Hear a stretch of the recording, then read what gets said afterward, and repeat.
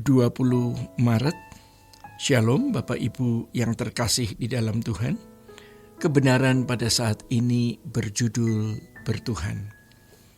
Ke gereja bukan indikator satu-satunya bahwa seseorang itu bertuhan. Ada ciri-ciri lain yang harus dimiliki dalam kehidupan seseorang yang bisa dikatakan bertuhan. Tidak ada manusia yang berkualitas jika ia tidak bertuhan.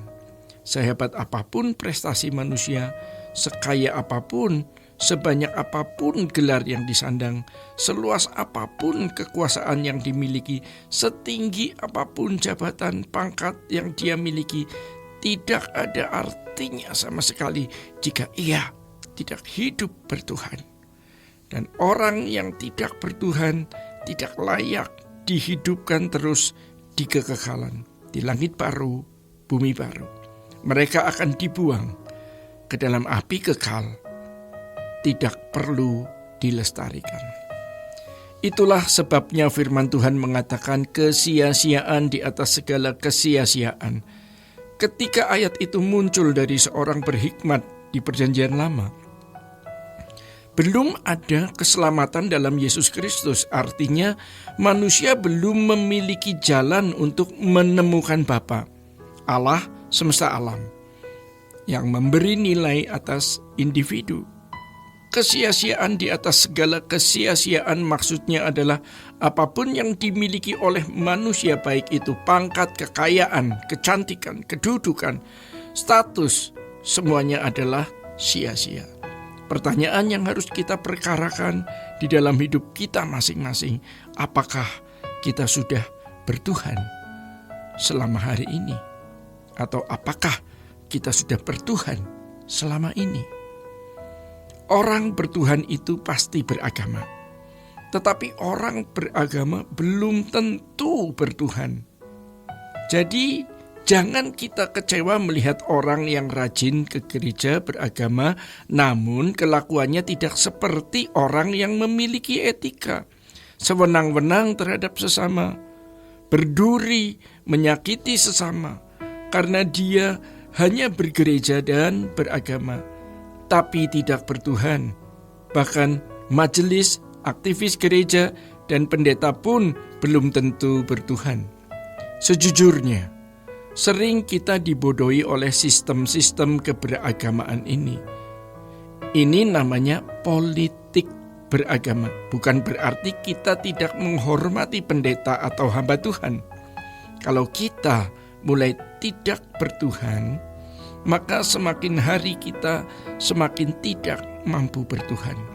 Urat rohani kita akan semakin tipis sampai akhirnya putus, yang membuat kita tidak bisa bertuhan. Sebagaimana orang jahat yang semakin jahat sampai titik di mana ia tidak bisa balik lagi, dan sebaliknya orang yang terus membangun kehidupan bertuhan akan sampai pada titik tidak bisa balik di mana ia tidak bisa mencintai dunia. Dia memiliki hidup yang berkualitas. Dan orang seperti ini akan dilestarikan, dihidupkan di kekekalan. Untuk itu mari kita belajar pada Abraham, bapak orang percaya. Kehidupan orang percaya harus berpola Abraham. Kita harus melihat dinamika hidupnya. Abraham itu tidak beragama. Ia tinggal di lembah Sumeria yang merupakan lembah yang paling subur dan makmur pada zamannya. Dari hasil penggalian arkeologi ditemukan di sana sudah ada perpustakaan dari lempengan-lempengan. Perkakasnya juga menunjukkan kecerdasan dari orang-orang lembah Sumeria itu. Abraham memiliki sesembahan yang bernama Elohim Yahweh. Pada suatu saat ia diperintahkan oleh Elohim Yahweh untuk meninggalkan Ur Kasdim, meninggalkan kampung halaman, dan pergi ke negeri yang Tuhan akan tunjukkan. Tuhan tidak memberi peta perjalanan. Abraham hanya menurut saja kemana Tuhan bawa dia pergi. Dia ternyata sampai akhir hidupnya, Abraham tidak pernah menemukan negeri itu, Ibrani 11. Sebab ternyata itu adalah negeri di balik kubur.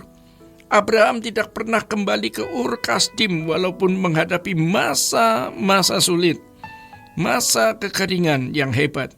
Dia begitu submit kepada Elohim Yahweh yang disebut dengan total submission. Bapak Ibu, Abraham tidak beragama, tetapi ia bertuhan. Dia hidup hanya menuruti apa yang Allah kehendaki. Di dalam Kejadian 12, Tuhan berjanji akan membuat Abraham memiliki keturunan, dan dari keturunannya segala bangsa diberkati. Abraham akan memiliki banyak anak, sebanyak pasir di laut dan bintang di langit, tetapi dia harus menunggu selama 1/4 abad. Dan ketika anaknya sudah mulai dewasa, Allah memerintahkan Abraham untuk menyembelih anaknya, menjadikannya korban bakaran. Sampai di sini pun Abraham tetap taat. Bisa kita bayangkan bagaimana perasaan Abraham saat itu. Luar biasa, bukan? Ketaatan Abraham sudah teruji. Bagaimana dengan kita? Allah yang kita sembah adalah Allah yang adil. Ia akan memberi mahkota setelah kita lulus ujian. Namun berarti kita harus ujian dulu.